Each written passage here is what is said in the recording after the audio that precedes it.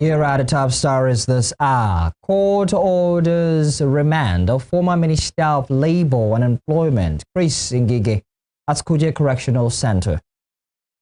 Supreme Court reaffirms death sentence handed to Miriam Sanda for committing culpable homicide.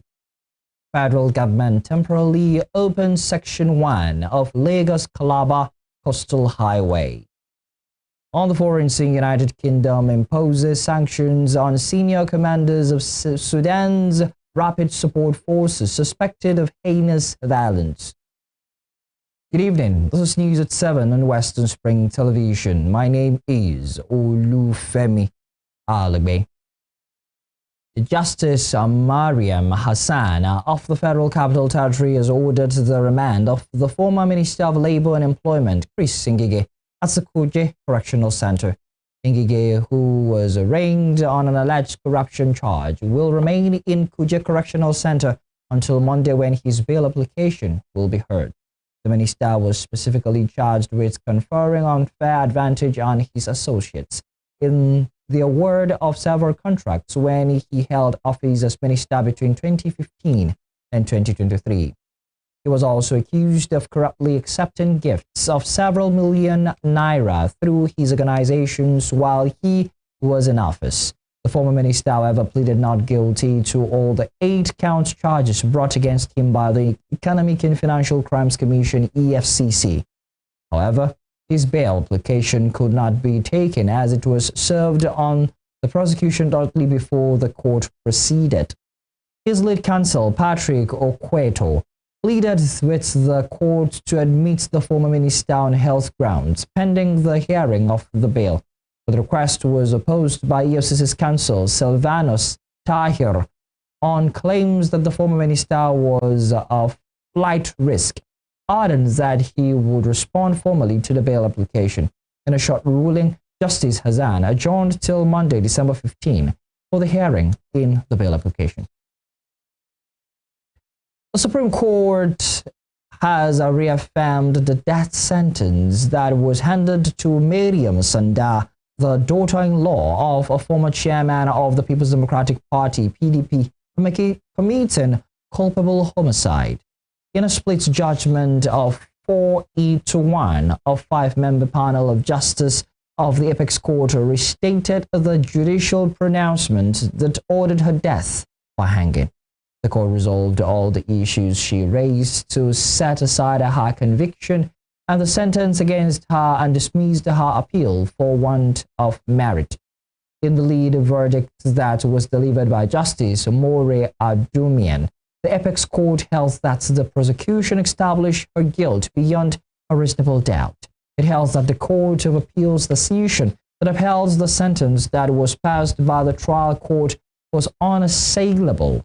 The Supreme Court held that it was wrong for President Tinubu, being the head of the executive arm of the government, to seek to exercise his powers to grant a pardon over a case of culpable homicide, in respect of which an appeal was pending.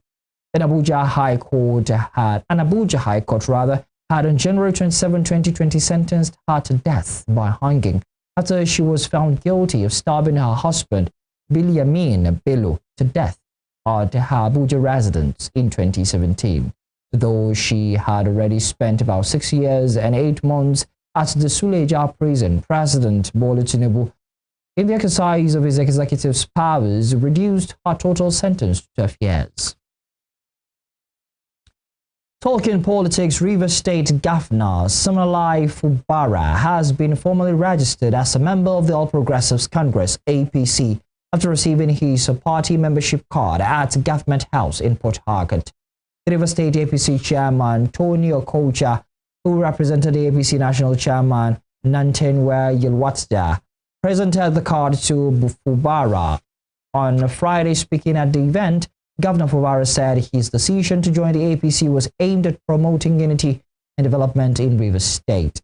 Fubara said aligning with the ruling party at the federal level became necessary to ensure political stability and accelerate development across the state.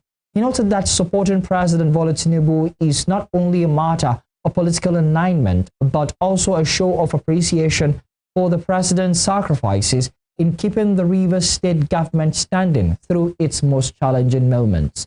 The governor emphasized that now that Rivers State is united under the political family with the federal government, the task ahead to strengthen the APC and secure a smooth political sail into 2027 has become clearer and more achievable.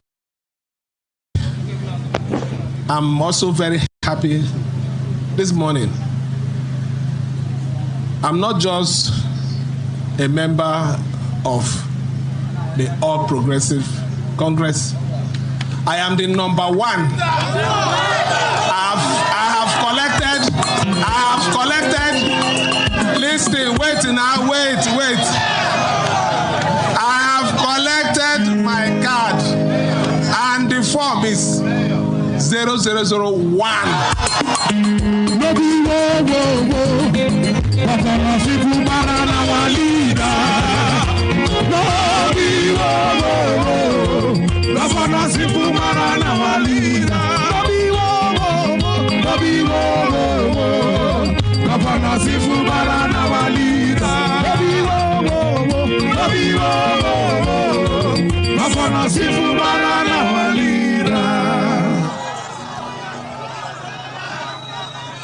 So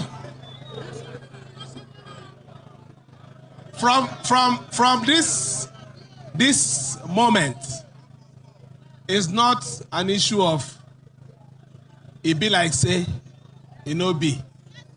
I am there with all my chest and heart.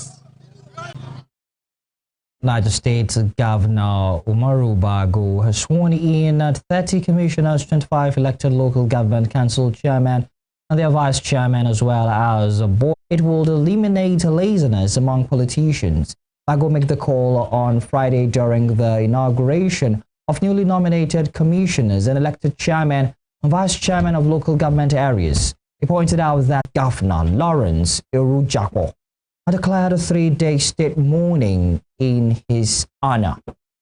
In a statement issued on Friday and signed by Bayelsa State Commissioner for Information, Orientation and Strategy, Obiwon Koku Obiai, the government described Irujakwo's death as one that came with deep regret, profound shock. The People's Democratic Party (PDP) on Thursday night confirmed Irujakwo's death following widespread anxiety after reports that he had collapsed in his office. Irujakwo served as deputy under Governor Doyediri from 2020 until his death. Prior to his sudden death, the deputy governor was absent during Governor Diri's defection to the All Progressives Congress (APC) in October.